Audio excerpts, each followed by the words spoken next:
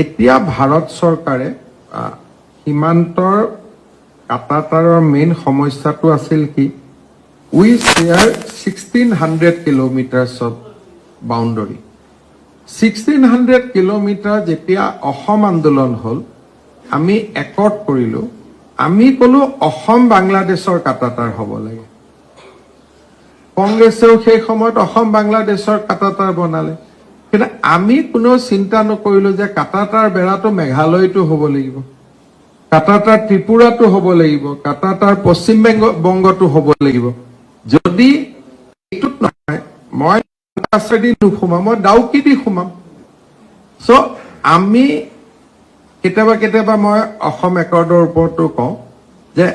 আমাৰ দাবী হ'ব লাগিছিল যে 5খন ৰাজ্যত কাটাতাৰ লাগে আজি যে আপোনালোকে বিদেশীৰ প্ৰবজন দেখি আছে বেৰাৰ উইকৰ কাৰণে নহয় 200 কিলোমিটাৰক বাদ দি কতো বেৰা নাই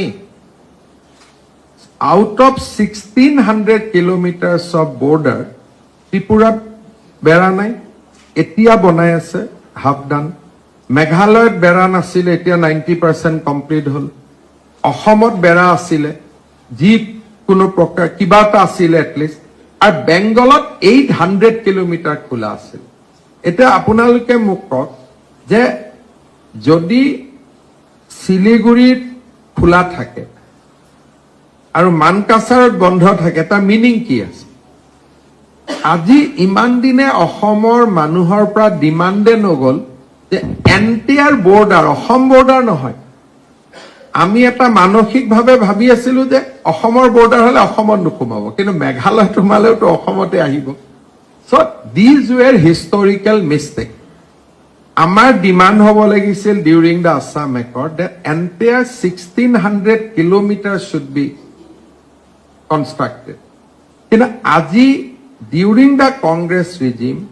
অসমৰ মানুহক ঠগাই দিলে 200 কিলোমিটাৰ বৰ্ডাৰ কৰি তেওঁলোকে টেকআপে নকৰিলে ত্ৰিপুৰাত বাউণ্ডাৰী ফেন্সিং তেওঁলোকে মেঘালয় মিজোৰাম কতো নকৰিলে ইণ্ডিয়া বাংলাদেশৰ বৰ্ডাৰ কৰে 5খন ষ্টেটে মিজোৰাম ত্ৰিপুৰা মেঘালয় বেংগল এণ্ড আছাম